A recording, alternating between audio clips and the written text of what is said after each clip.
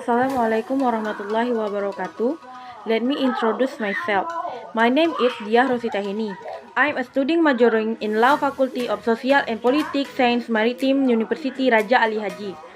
Here, I will explain a little about understanding sentence pattern in reading comprehension. Okay, just go into the discussion. Memahami pola kalimat dalam pemahaman membaca. Tujuan pembelajaran kita kali ini adalah agar siswa dapat mengidentifikasi bagian-bagian kalimat yang mengekspresikan makna dasarnya. Contohnya adalah currently a heated debate is underway between advocates of retaining or drug law and their opponents, who believe that criminalization has failed and encourage adoption of a policy of discrimination combined with an intensive emphasis on education and therapy. Poponeo di Wasman 2000. Cobalah untuk menjelaskan apa artinya kalimat ini. Apakah Anda memahami dan mengekspresikannya dengan kata-kata Anda sendiri? Pada dasarnya, kalimat tersebut mencakup ide-ide berikut, yaitu yang pertama, currently a heated debate is underway. The debate is between advocates of retaining or drug laws and their opponents. Yang kedua, opponents believe that criminalization has failed. Yang ketiga, they encourage adoption of a policy of discrimination. Dan yang keempat yaitu, they want this policy combined with an intensive emphasis on education and therapy. Sekarang, mari kita lihat apa yang dilakukan untuk sampai pada makna ini. Masing-masing, cobalah jawab pertanyaan berikut. Pertama, apakah Anda mencari informasi terpenting dalam kalimat? Dan yang kedua, apakah Anda berpikir kelompok kata-kata tertentu lebih penting daripada yang lain? Dan yang ketiga, apakah Anda mencoba untuk melihat bagaimana bagian-bagian kalimat terhubung? Jika Anda menjawab ya, untuk setiap pertanyaan ini, Anda benar dalam perjalanan untuk membaca kalimat secara efektif. Mari kita pelajari bagaimana menemukan informasi penting dalam kalimat, mengurutkan atau menyaring ide-ide yang kurang penting, dan lihat bagaimana ide terhubung. Mengidentifikasi ide kunci setiap kalimat mengekspresikan setidaknya satu ide kunci atau pesan dasar.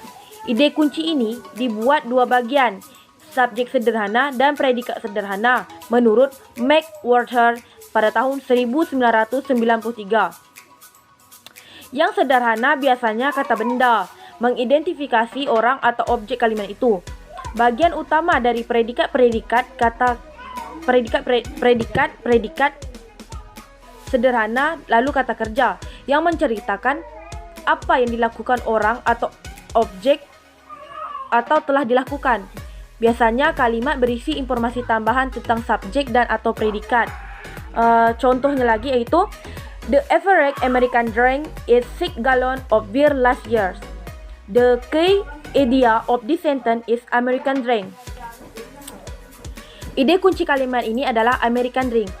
Itu diungkapkan dengan yang sederhana subjek dan predikat. Subjek sederhana dari kalimat ini adalah orang Amerika. Itu memberitahu apa itu kalimat predikat. Kata-kata dan rata-rata memberikan lebih banyak informasi tentang subjek tersebut.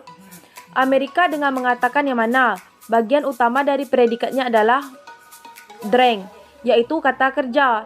Ini memberitahu apa yang dilakukan rata-rata orang Amerika. Sisa kalimat lainnya memberikan lebih banyak informasi tentang predikat yang menceritakan apa dan berapa banyak yang diminum. Berikut beberapa contoh lainnya.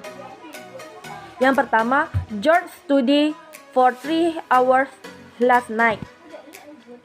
Yaitu George belajar selama 3 jam tadi malam. Dan yang kedua, Katie lives in Boston near the waterfront. Katie tinggal di Boston di dekat tepi laut. Dan yang ketiga itu, food price have risen drastically in the past 4 years. Harga pangan drastis dalam 4 tahun terakhir. Dalam banyak kalimat yang panjang dan rumit, ide kuncinya tidak sesering dalam contoh sebelumnya. Untuk menemukan ide kunci, coba tanyakan. Yang pertama, tentang siapa atau tentang apa kalimat tersebut. Dan yang kedua, apa yang terjadi dalam kalimat tersebut. Berikut adalah contoh kalimat rumit yang mungkin ditemukan dalam psikologi buku pelajaran. Kecerdasan sebagaimana diukur oleh IQ tergantung pada jenis tes yang diberikan, keterampilan pemeriksa, dan kerja sama subjek. Dalam hal ini, jawaban atas pertanyaan tentang siapa dan atau apa kalimat tersebut, jawabannya adalah kecerdasan. Kata kerja tergantung dan sisa kalimat menjelaskan pada faktor-faktor di mana kecerdasan tergantung. Mari kita lihat beberapa contoh lagi. William James often talked of as the father of American psychology, tested whether memory could be improved by exercising it. William James yang sering dianggap sebagai bapak psikologi Amerika menguji apakah memori dapat ditingkatkan dengan melatihnya. Dan yang kedua, violence in sport, both of amateur and professional levels, has increased dramatically over the past 10 years. Kekerasan dalam olahraga, baik pada tingkat amatir maupun profesional, telah meningkat secara dramatis selama 10 tahun terakhir.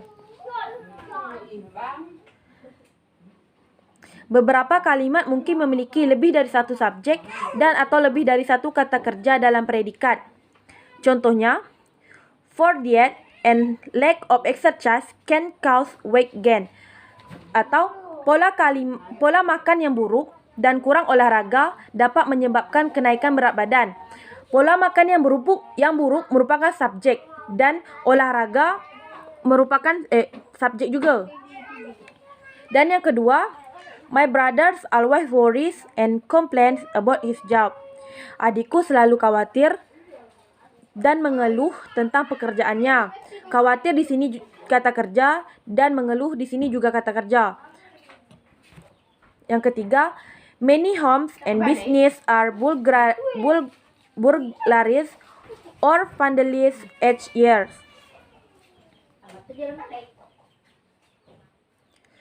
Banyak rumah dan bisnis dibobol atau dirusak setiap tahun.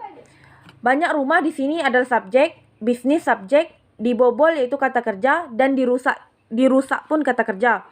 Dan yang terakhir yaitu the angry woman was screaming, cursing, and shooting. Wanita yang marah itu berteriak, mengutuk, dan berteriak. Wanita yang marah subjek, berteriak kata kerja, mengutuk kata kerja, dan berteriak kata kerja. Okay, thank you for your attention. Assalamualaikum warahmatullahi wabarakatuh.